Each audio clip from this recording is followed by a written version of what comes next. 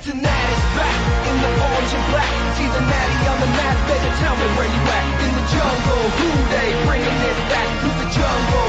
And the game day, yeah, the jungle's back. Got the natty pack in the orange and black. Stripes. Welcome, everybody, to Cincinnati Bengals weekly show on the Gruely True Sports Network. We are brought to you by, as always, BetNow.eu. Use the promo code TRUTH100 to get a 100% cash back bonus on your first deposit up to $500.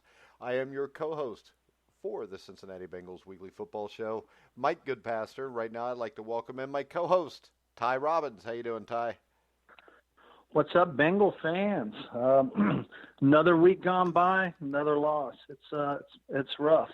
You know, I often wonder how hard it was for the Browns to sit back and week in, week out, if you do any kind of podcast or any kind of, interviews, and you lose every single week, how tough that is. And now I'm starting to learn because we're in that position. And it's hard to be, positive with things because you say the same thing every week. You've got 2 tackles that can't block. You got Andy's missing easy passes. You've got receivers who are dropping easy passes. You've got the other side of the ball where you got linebackers who can't cover. And now this week with the starting quarterbacks both out, it doesn't look good. It can't look much worse. They couldn't cover before. They could probably just play on air and do just as well. Usually Joe Kelly, former Cincinnati Bengal great, is with us. But Joe is with Reggie Williams today as they honored Reggie in the city of Cincinnati. And I guess it was Reggie Williams Day, so Joe's with him. Joe will be back next week. But we could just sit here and talk about Reggie Williams' career. That would probably be much more uplifting. Yeah, he not only did a lot on the field, but he also did a lot for the community. So, yeah. And, well-liked Bengal. All right, so let's look at this game, the Bengals and the Ravens, if we have to. And for like 10 seconds, it was a good game. But I don't know, Ty, that I've ever seen a 23-17 game that was as much as a blowout as this was. Right. I don't. For some reason, they can't get it going in the very beginning of the game. They can't figure it out. I did like Wilson's run, when he ran it back and scored, and I thought, wow, here we go.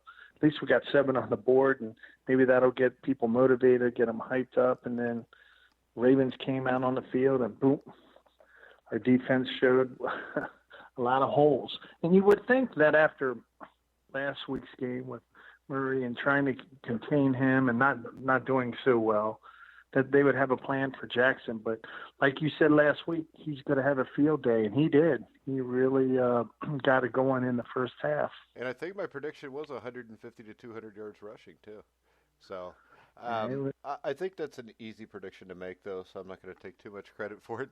The Cincinnati Bengals, on the other hand, leading rusher was Alex Erickson, 1 for 17 yards. Joe Mixon, 8 for 10. Gio Bernard, 4 for 4.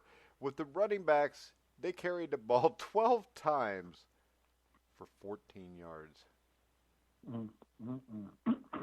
I don't even know what to ask about that. It's just a statement of, I don't know what the hell is going on here anymore. And I never knew what was going on before, but it's even worse now. Well, I don't understand why they keep calling the same play, dive up the middle with Joe Mixon, and he doesn't. He gets 1 or 2 yards, and I don't know why they don't throw out of the backfield more with him. And because once he gets open, he's dangerous. He can elude tackles. He's got the speed, but they keep running him up the middle, and they just don't have the linemen to make holes for whatever reason. I don't understand why they keep calling these same plays, or they change it up or do something. Well, how about this, Ty? First and goal to 6, and they ran the ball straight up the middle twice in a row. Yeah, that's what I'm talking about. I thought they would use Eifert more. They started to use their tight ends more in the second half. But, Eifert will come out on red zone or third down, but he doesn't come out that often, and Uzama can catch and he can run, and I guess they use Samples more. He had a catch for a negative yard. There you go. There you go. I didn't even realize he was in the game. Yeah. Now, on the other end, the Bengals' run defense was stout as they gave up about 270 yards. The good thing is this, though. They didn't give up 500 yards this week. They only gave up 498. Lamar Jackson ran for 152. Mark Ingram's 13 for 52. Gus Edwards, 6 for 34. Justice Hill, 5 for 31. That's ugly. And Lamar Jackson is not a very good quarterback, but he's a great running back. And it looks like at some point, I mean, they just play back into the same thing over and over again, and then they blitzed a couple times and had success, and then you don't see it again. Right. I don't understand. Same thing on the defensive side of the ball. They'll have some success, and then they'll go away from it. And at times I thought the defense wasn't quite sure what they were doing out there. Now, I was hoping that they could keep it close in the second half, and then, our offense would get going. And they always seem to get going in the last 2 minutes of the game.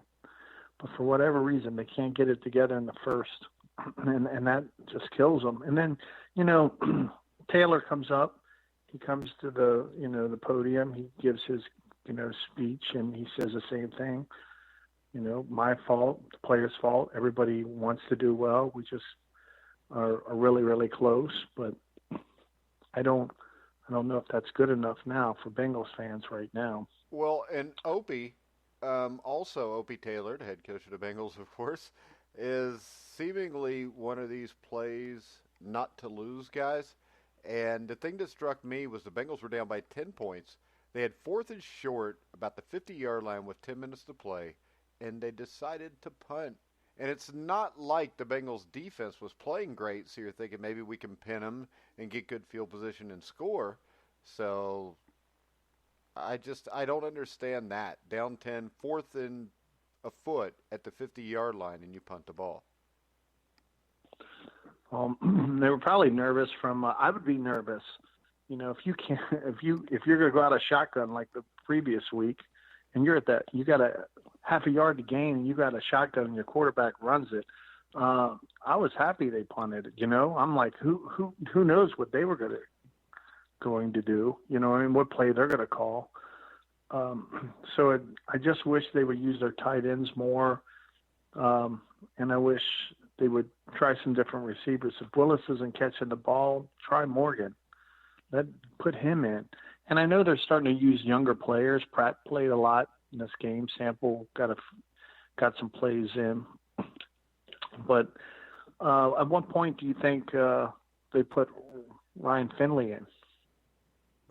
Doesn't matter. They could put my dog. No, in but to make a difference. I don't know if they will. I mean, he's got another year on his contract. It's up to Bengals whether to keep him or not. They can get rid of him and not take a cap hit. But, I mean, the offense to me is less of a concern than the defense. I mean, the defense is horrible. I mean, everybody bitches about the offense, but the defense, no pass rush, no gap discipline, and they're just in general a bad defense that looks like a bunch of chickens run around with their heads cut off. They need new linebackers, new corners, and guys who can put pressure on the quarterback. And they have the guys that can, but not in this defense. When you're dropping defensive tackles and ends into pass coverage, our ends in the NFL, almost every good defense you see, they play a hard rush edge with their defensive ends. This team doesn't. So the thing that really got me is the time they blitzed Jackson up the middle. Jackson got away, spreads outside. There was no defensive end there to keep him in the pocket. And to me, if you're playing against Lamar Jackson, if you're going to double A gap blitz him, if your defensive ends can't hold the edge hard, you're not going to get anything done there. So none of this, from what I see, makes any sense to me. Yeah, I agree. I agree with that. And I thought Vigil really struggled getting sideline to sideline. And Brown as well, trying to get these guys, these little rollouts they would do. And Pratt played pretty well for a rookie compared to what we had in there. At least he's got speed and could get there. I thought he hit some gaps a couple times, stopped some big runs, but we got holes, and I don't know what you do. I really don't know what you do at this point. we I don't know if they have a way to fix it. On the we're going to have Corey Glenn's coming back. He's been cleared, but I don't know how much he's going to play. They got this Fred Johnson on the offense, so I think the offense might start to click. But then you got this huge hole. You can't stop anybody. So now you got to outscore them. So it's just a mess right now. It's a vicious cycle of ineptitude. What about Wilson? Do you think he played pretty well? The kick returner? Because he's going to be in there this week. Well, I mean, yeah, he can't play worse than what they're doing. He's got a job anyways after the kick return, so no pressure on him. And, yeah, you talked about this with both corners down. I mean, this is the injuries for the Bengals. William Jackson is out. Andre Smith is questionable. Thank God. Hopefully he'll be out. Kerry Wynn is out. Dre Kirkpatrick is doubtful. Ryan Glasgow is questionable. Cordy Glenn is questionable. Carlos Dunlap is questionable. A.J. Green is questionable. This team is questionable, Ty. Yeah. And it's ugly. Darnez is just ugly. Come back. Oh, God. I wonder how much playing. Don't you threaten me. I wonder how much I think are they going to – you think they'll put him in the slot for a little bit and put Webb on the outside? I don't know. I mean, I don't think Webb's looked that great either. He got burnt in this game, too. And they're coming up to play a Jacksonville Jaguar team that's 2-4. But the scary thing here is they've got Leonard Fournette, and I'm sure the Bengals will make Gardner Minshew look like Tom Brady. So, when you look at the Jaguars, what do you see? Well, I would say you have a home field advantage, but I don't. We'll see how many Bengal fans show up. Actually, if this game was in Cincinnati, there would probably be more Jaguar fans there. This game is in Cincinnati. No, it isn't. It's in Jacksonville, isn't it? Or is it in Cincinnati? No. Oh, yeah, it is Cincinnati. So I guarantee you it'll be at least 50-50 probably. Have you been to a Bengals game this year where there was more Bengals fans? How about the Cardinals game? The first game, I didn't go to the car. Oh yeah, that's right. I didn't go, so I didn't make it. That was the one game I didn't. But so I felt like there were more 49er fans than Bengals fans, and I really didn't see that. I was like, no way they'll have, but they came out of the woodwork. So I don't know. I really don't know. We've got to get our defense together and I don't, the Browns are already looking for, talk about new coaches, but we don't do that. We give him a chance, so we'll see. We'll 2 years, 3 years, who knows? But he better get it in gear. I don't understand why he's still calling the plays. Why Callahan or somebody doesn't step in and try to, come up with some new plays. And get I don't mixing think out of the backfield more. Problem is necessarily the plays. Maybe it's just the execution. Maybe. When we look at the Jacksonville Jaguars, I think the big question there is in the secondary. Jalen Ramsey was traded yesterday to the Los Angeles Rams, and Ramsey is one of, if not the best shutdown in the corner in the league. He played the last game or two, but he'd been out for a couple weeks, and I think that absence has shown when he's been out. And, the Jaguars did hold a powerful Saints offense to 13 points. Michael Thomas had 89 yards and 8 receptions. And I could almost guarantee that if Ramsey was in, Thomas wouldn't have had such a good game. So I think maybe this gives a chance for the Bengals to be able to throw the ball. I don't know. I'm grasping for straws here, Ty. Yeah. I think if we could do a little more. We need to stretch the field too, and I know he doesn't have time, but I mean it's pretty obvious when we're doing 5 and 10 outs. And sometimes we don't even go in far enough for a third down. You know what I mean? I'm like, I don't understand. We don't pass the cone and get the third third down. and 10, and they're running the routes at 6 yards. Right. I don't understand that. I'm like. And Giovanni, use him more out of the backfield, maybe even more in a slot. even. Utilize the guys you have. You know, we're holding on to Eifert. We don't want him to get hurt, but yet we don't use him enough. I mean, if you're going to pay him and he's the guy and he can catch, why not use him more? I don't understand what they're waiting for now. You know what I mean? The time to go is now. Have you heard anything lately about A.J. Green? Because I did hear it was possible he could go this week. He didn't practice today, so I think it's day to day. He was supposed to run some routes in Baltimore, and they didn't do that. So I guess they're running him on the practice field and then seeing how his ankle responds. And he watched practice the first half, and then he went in for the second. So I'm not sure what he's going to do.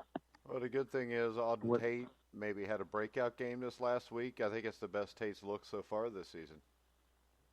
Yeah, I think he needs confidence. Once he gets the confidence, he's such a tall, big receiver. You know, and he's got hands, he can catch, but we're going to need everybody else to step up. You know, they need key on him. And that's why I'm saying if you can get Giovanni out, or you can get Joe start having a game, then it'll open up more for the receivers. And Boyd really didn't have a game. He dropped a few, you know, and that hurts. So hopefully those guys, you know, they're playing at home and they get a good night's rest and they go out and they play well and execute. I'm with you. I think, you know, it comes down to execution and the play calling with some of these things. So hopefully by now that makes me think of, do you remember John McKay, the old Tampa Bay Buccaneers coach? Oh, yeah. In the middle of their 0-26 streak to start off the Tampa Bay Buccaneer franchise, I just remember one of the reporters asked him what he thought about his team's execution, and he said, "I'd be all for it." I think the key to this game is Leonard Fournette. I think he's probably going to gash the Bengals. When I look at this, if A.J. Green plays, with no Jalen Ramsey on the other team, if he was healthy, I would give him a chance to win the game. But the Bengals right now are averaging, giving up 185 rushing yards a game. And that was, I think, before the Ravens game. So now they're giving up close to 200 yards on average per rush per game. And I think that the Jaguars are going to win this game on the ground. I'm going to call it Jacksonville 31, Cincinnati 17.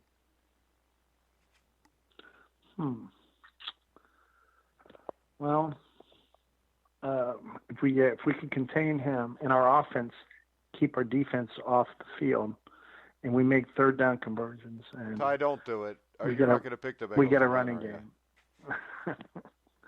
No, last week I went 24-7, and you know they scored a few. So well, it was just that kick return that bit you in the ass there. You'd have been within 3 points of it.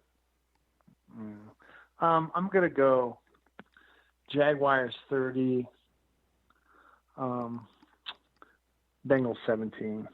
I think they can. And now it depends if AJ plays. If AJ plays, you know, or we get to the red zone, maybe we can score in our defense. Well, yeah, we'll be able to kick field goals if we get to the red zone because we're just going to run dives once we get there. Right, and hopefully somebody talks to him about, you know, I thought, like I said this in the beginning of the year, you have Van Pelt, you have Callahan, and you have Taylor, and they're all offensive minds, and yet I haven't seen anything from the Bengals. No, because neither one of them have been an offensive mind where they've been in charge of it. It's one thing to have great ideas. It's another thing to be able to call a game during a game. And to me, Sean McVay looks like he is calling the game. Or not Sean McVay. Who's our coach? Opie Taylor. He might as well be Sam McVay or Sean McVay or whatever the hell his name is because they're both useless. We see what happens with McVay when there's no running game. And the scary part of that is if you've watched the Rams as of late, our offense is designed around that. And no offense works with no offensive line. And no offense works once somebody brings in something new and the NFL adjusts to it. And now we'll see how good a coach McVay is, and we're going to see how good a coach Opie Taylor is to see if Opie can come up with another way to do things, because I don't see it. I mean, the run blocking schemes to me are baffling, and they use the same schemes, run blocking and pass blocking, every week, and they just don't work for the offense he's trying to run. It makes no sense to me. It is getting extremely frustrating. And now, I mean, when they return the opening kickoff for a touchdown, my son looked at me and he said, we're still going to lose. And I'm like, yeah, I know. And then we just kind of laughed, and 5 minutes later it's 7-7, and there we go again. Right. You remember the Bengals in like 1988? They'd come out, and if they got a score like that, they'd kick the ball off, and then 10, 11 guys would go tackle the guy running it back at the 10. Everybody'd be all pumped up, and we'd blow somebody out. Now it's not that way. Nope. And do you think that if we continue to lose, there'll be pressure for a new defensive coordinator and for Taylor not to call the plays? This is Cincinnati, so probably not. There should be. The defensive coordinator should already be fired, because it's one thing to have a bad scheme. I don't know if his scheme is bad, but it seems to me, from everything I hear, that he doesn't know how to teach it very well, and not everybody's on the same, wavelength here. And we know Joe's mentioned it before about Preston Brown and his father, and the things they've said about the defense and how nobody knows what anybody else is doing. And that's a huge problem, because I've known a lot of coaches. Actually, I coached with a guy this year who was supposed to be the head coach where I was coaching at, and he shouldn't have been, because he doesn't know anything about coaching. But he didn't want the running backs to know what the line were doing. He didn't want the line to know what the backs were doing. He just wanted everybody to concentrate on themselves. And in theory, that sounds good. But if you don't have the idea of the overall concept of what you're trying to accomplish, you're never going to accomplish anything. So if the offensive line doesn't know what's going on behind them, or the backs don't know what's going on in front of them, or the linebackers don't know what the DBs are doing, and the DBs don't know what the linebackers are doing, in football, that all goes hand in hand, and you're going to fail miserably. And that's what happens to every coach that attempts to do something like that, is they fail miserably. And Opie Taylor is going to fail miserably, and then he's going to have to go back and live with Paul and Aunt B, and it's not going to be fun. Well, I don't know what to say about that. I will call him by his name, Zach, once the Bengals have won a game. In the beginning of the year, I really felt like we got new blood in here, and the players responded to him, and practices seemed to be more organized, and I really thought he had a system that he was working in, and they're not getting blown out, but they're giving up way too many yards. Just think if they could fix the hole in the defense and get a running game. What their but the record problem would be is, like. to fix the hole in the defense and the running game, you're going to need about 6 or 7 players altogether. Or people are going to have to step up and do their job. Yeah, but see, this is the thing. If you get a guy and he's supposed to dig ditches, but he has no arms, no matter how much he steps up, he's never going to be able to dig a hole. He's just going to be able to get down and scratch with his little fingernails, and you're just going to have a small hole. So the point there is this. If you've got a guy like Andre Smith and Bobby Hart, who we know can't do the job, they've proven they can't do the job. How can you expect them to ever do the job? What do you feel about Fred Johnson, getting him off from the waivers from Pittsburgh? I know they didn't want to lose him, but they were in a bad spot, and they had to put him on the practice squad, and we picked him up. He's like 6'7", 326. So I wonder, and I don't think he's going out of Florida, so I don't think he's just going to push people. I think he's going to, open up some holes. He seems like he wants to play.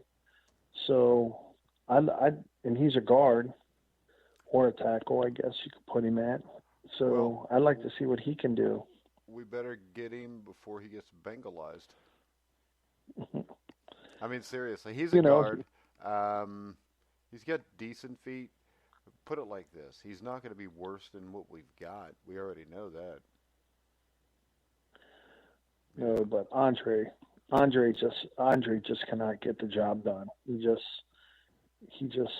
can't move his feet fast enough, and he's given up. And then Hart saying, I mean, I can't believe we paid all this money for Hart. And when Turner said, well, we want to keep him, he's great. You see what all the Bengal fans are like, he watched the same game that we watched last year.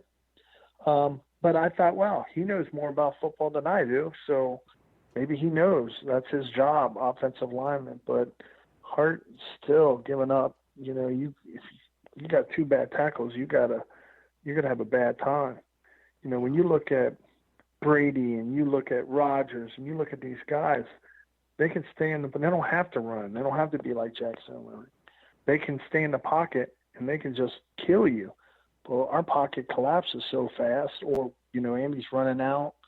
The only reason I would say play Ryan Finley is, see if he could get the ball out faster or just make, better passes. But, I'm not opposed to Andy. I don't really care who. I don't really Yeah. care who the quarterback is right now, because in the end, if you don't put players around the quarterback's going to fail. Fred Johnson, to me, is a dude that is decent. I'm watching his film right now. He's got a stiff punch. His balance is decent, so I don't think he ever wrestled because he doesn't have wrestler's balance. To me, he looks like a really good backup, which means he could be a significant upgrade here in Cincinnati. Well, I know Steelers didn't want to get rid of him. They really didn't, but just circumstances, and so we picked him up. So the Steelers probably just said that so the Bengals would take him. Now they're sitting back and laughing at us again. But well, we got Alex Redmond back in there, and I think so. He was switching out with the guy from Buffalo. What's his name? Oh, Jerry Miller. Yeah, and he was hurt, and then he's coming back. But neither one of those guys, if you had a good pass rusher, dude, as long as they get Hart and what's the other dipshit's name, Andre Smith off the field, they will get better instantly, even if nobody is in their place. I mean, it's sickening to sit here every week and watch defensive ends just run around our tackles with very little effort. Or the thing that really bothers me is, he'll snap the ball and some guy will come in clean, untouched, and make a sack. And everyone's like, and what is that? Really good. He didn't even get touched. Yeah, most of the time that's lack of communication, lack of game planning. Yeah. Because when you take your offensive line and get ready to play another team, you throw everything at them that could possibly be done, and then you make sure you tell your offensive lineman we have to communicate. If they don't communicate, it doesn't matter what they do, and getting players to communicate is a coach's job, and the coaches aren't doing their job right now. Right. So, all right, Ty, anything else before we go? Maybe we can talk about a win next week. I'm hoping for it. I'm really hoping for it. Maybe we'll get out. Maybe the first and second quarter we'll get out and get in a little rhythm and make some third downs and score. And the guys got to catch. They got to receive. All right, Ty, it's not going to happen. So you know it because I can tell by the sound of your voice you're just trying to make some shit up that could possibly happen and work out. As a Bengal fan, you just hope for the best. Cause as a Bengal fan, I lost hope about 1992. By the way. Well, I thought we'd have some struggles. I didn't think we'd be 0-6. So if you would have said, would the Bengals be 0-6 with Eifert, with Mixon, with Andy Dalton's not the worst quarterback. So Andy Dalton, he's